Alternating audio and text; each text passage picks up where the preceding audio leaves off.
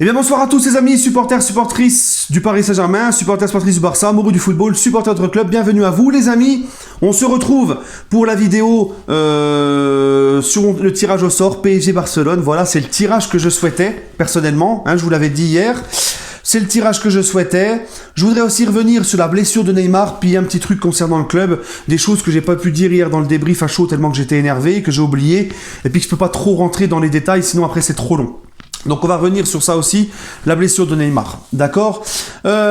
Concernant le tirage au sort, c'est le tirage au sort que je voulais. Voilà les amis, on aurait pu tomber sur un tirage plus facile, plus clément.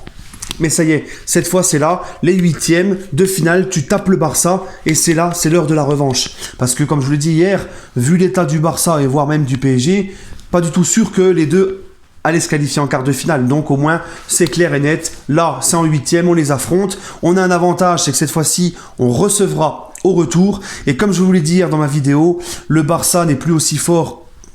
Actuellement, là, le Barça n'est plus le même et a encore plus régressé par rapport à l'année de la remontada. Ils sont moins forts. Je pense que c'est le moment idéal pour les prendre cette année. Défensivement, ils sont à la rue complet. Ils y sont plus. Messi, on peut me dire ce qu'on veut, mais mentalement, ça se voit. Il a plus pratiquement la tête au Barça. Il a plus autant de motivation. Il est moins bien. Il est moins décisif. 4 buts en 11 matchs de Liga, c'est son plus faible ratio depuis le tout début de sa carrière. Donc voilà. Donc chacun me dira, c'est soit l'âge, c'est soit la formation, le dispositif, le système de Koeman, tout ça.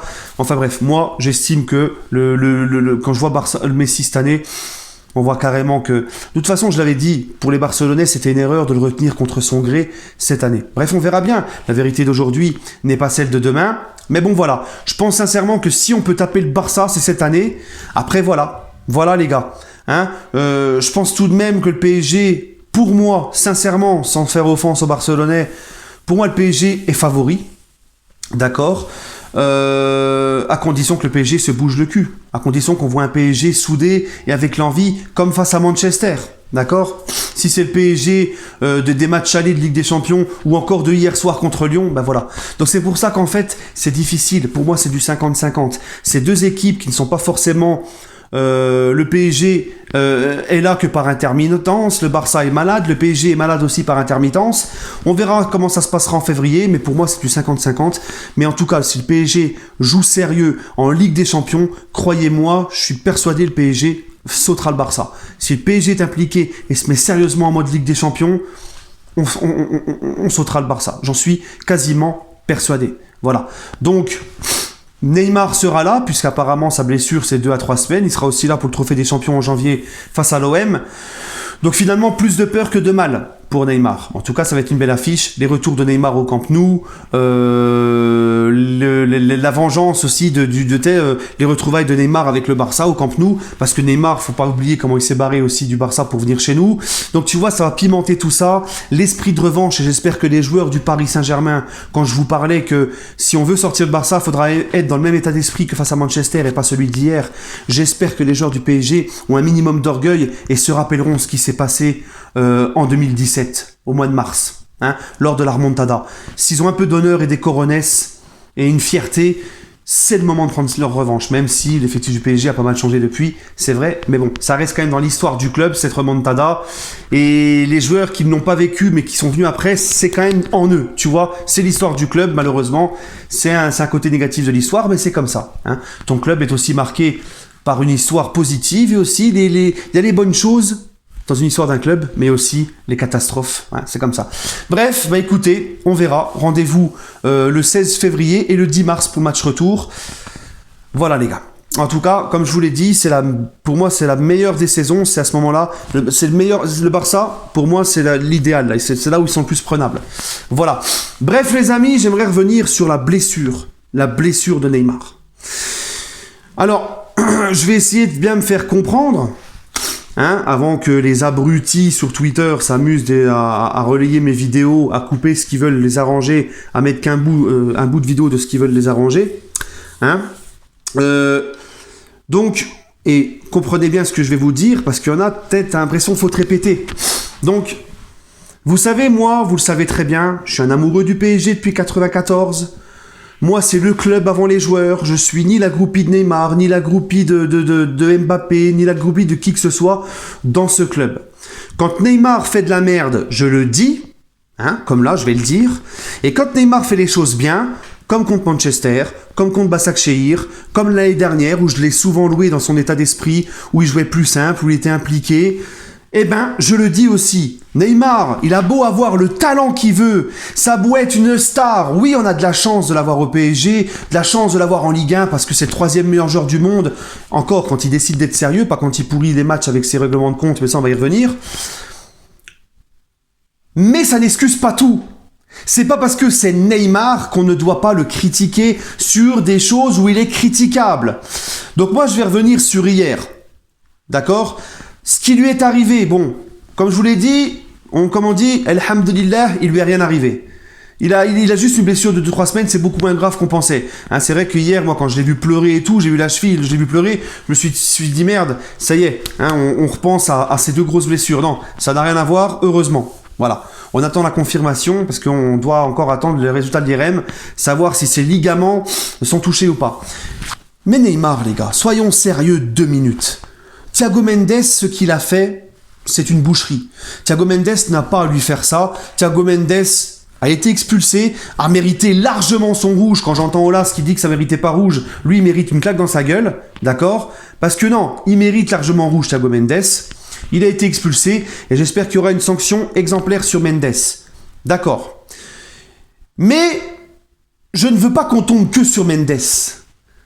Parce que Neymar, il le cherche. Il l'a cherché tout le match et il le cherche. Moi les gars, Neymar, je suis désolé, j'ai vu le même Neymar insupportable que contre l'OM hier soir.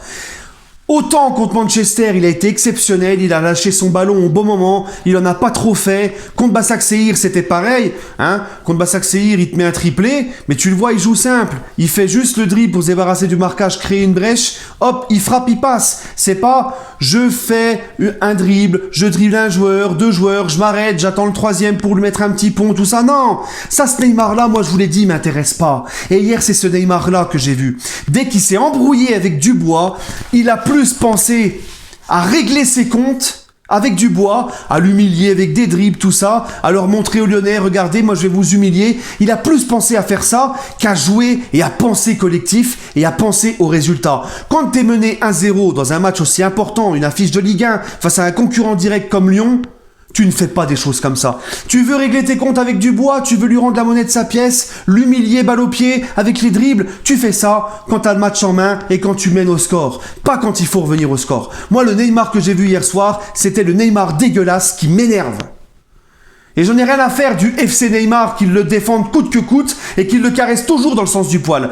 Neymar hier, les gars, dans son attitude, je me rappelle, hein, fin de première mi-temps, parce qu'on me dit ouais mais c'est le système, y avait pas, à chaque fois c'est jamais de sa faute. Hein. Est-ce que c'est de la faute à la composition d'équipe et au système si hier, en fin de première mi-temps, dernière action, Neymar il dribble 2 joueurs, et au lieu de la donner à Florenzi qui est tout seul à droite, non, il s'arrête, il tente une double roulette et un espèce de je sais pas quoi qu'il veut faire, et il a perdu la balle. Ça c'est de la faute au système, c'est de la faute à la composition d'équipe, non, c'est de sa faute à lui. Quand il arrive en deuxième mi-temps, qu'il est là, qui s'arrête, qui fait des roulettes, des machins, juste pour régler ses comptes avec Dubois, ça m'insupporte. Ça m'insupporte. Et regardez l'action quand il se blesse. Regardez l'action, il dribble 2 joueurs. Au lieu de la donner à Rafinha et Mbappé qui sont devant lui, d'essayer de combiner, de jouer en une touche avec les deux, de remiser, etc. Qu'est-ce qu'il fait ? Hop, ah, Thiago Mendes, attends, je t'ai pas dribblé, j'arrive. Il dribble 2 joueurs et au lieu de donner son ballon, il dribble Mendes et là, boum, Mendes, il le fauche. Donc moi, je veux bien qu'on tape sur Mendes, je veux bien qu'on tape sur les bouchers de Ligue 1, mais au bout d'un moment, Neymar, c'est quand qu'il se remet en question ? Hein ? À chaque fois, c'est pareil. Il veut trop en faire, il se fait péter. Et puis en plus de ça, la provocation, mais moi-même, en amateur, tu vois un mec comme ça, qui s'arrête pour te dribbler, t'humilier, t'as envie de lui mettre des taquets, c'est comme ça. Et puis en plus de ça, je parle même pas le fait sur le terrain que Neymar, il doit en dire des saloperies sur le terrain quand il parle avec les mecs. Il est insupportable, donc les mecs, dès qu'ils peuvent le casser, ils le cassent. Si Neymar aurait donné son ballon, au lieu de vouloir partir dribbler Mendes, il aurait donné son ballon, ça serait pas arrivé. Donc lui aussi, il a une grosse part de responsabilité. Et le Neymar, hier, les gars, il a pourri carrément tout le jeu, à jamais jamais vouloir donner le ballon dans le bon tempo. Vous avez vu un mec comme Messi par exemple, il dribble pour se démarquer d'un marquage, pour se défaire d'un marquage, pour créer des brèches. Ensuite, il lâche son ballon. Tu vois, comme Neymar face à Manchester, quand il démarre au 3e but, devant notre but, il dribble plusieurs joueurs, hop. Après, il fait une longue transversale sur le côté vers Rafinha, il me semble que c'était Rafinha. Voilà, là il a joué comme il fallait, t'as dribblé pour te sortir d'un pressing et du marquage, et après t'as donné ton ballon, c'est fini. Et ben hier il n'a pas fait ça, il driblait un joueur, 2 joueurs, au lieu de jouer avec ses coéquipiers, il essayait d'aller en éliminer un 3e et un 4e. C'est pas comme ça qu'on avancera. Moi je vous l'ai dit, Neymar c'est Dr Jekyll, des Mr Hyde, autant il peut être... Mais il est tellement fort, tellement incroyable, tellement important quand il joue simple, comme il était à Manchester ou contre Başakşehir. Pourquoi là t'en fais trop, hein? C'est Dr Jekyll et Mr Hyde, voilà. Et lui, comme un neuneu, il rentre à chaque fois dans le jeu des adversaires. Ils savent comment le faire sortir de leur match. Il suffit de lui dire 2-3 trucs, de lui mettre 2-3 petits... Tu vois, de le titiller, s'embrouiller avec lui, et il sort de son match après, hop, il est là, il veut régler les comptes, faire des battles de dribble, de machin, et il pense plus à ses coéquipiers. Moi, ça m'insupporte. On n'a pas payé 222 millions d'euros et lui donner un salaire mirobolant pour qu'il pourrisse le jeu du PSG comme ça. Quand il est comme ça, il m'insupporte.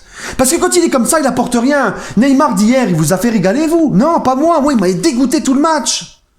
Donc au bout d'un moment, il faut aussi que lui, on dise les choses, il est responsable de ça aussi. Il a sa part de responsabilité. Mendes n'a pas à faire ça, mais Neymar, il le cherche. Je suis désolé, c'est comme si je te dis, si tu vas dans le bois et que tu prends tel chemin, fais attention, il y a les loups qui vont te bouffer. Toi, t'arrives sur le chemin et tu te mets à chanter pour qu'on te remarque. Et après, les loups, ils vont te bouffer. Oh merde, oh, le pauvre. Ouais, mais tu l'as cherché.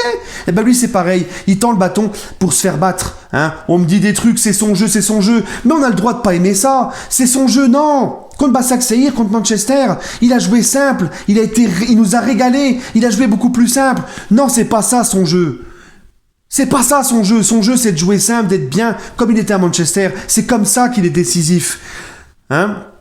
Moi, je comprends pas les gens qui le défendent encore. D'accord? Vous avez déjà vu, vous, Messi, dribbler 2 mecs, s'arrêter et attendre, repartir pour en dribbler un autre, ou jouer arrêter, attendre le mec pour lui mettre un petit pont. Mais sans déconner. On me dit, ouais, mais Maradona, Messi, c'était des dribbleurs. Vous les avez déjà vu faire ça, ces mecs-là? Ils dribblaient pour créer des brèches, se débarrasser d'un pressing, d'un marquage, et ensuite, ils donnaient leur ballon. Mais c'est les bases du football, ça.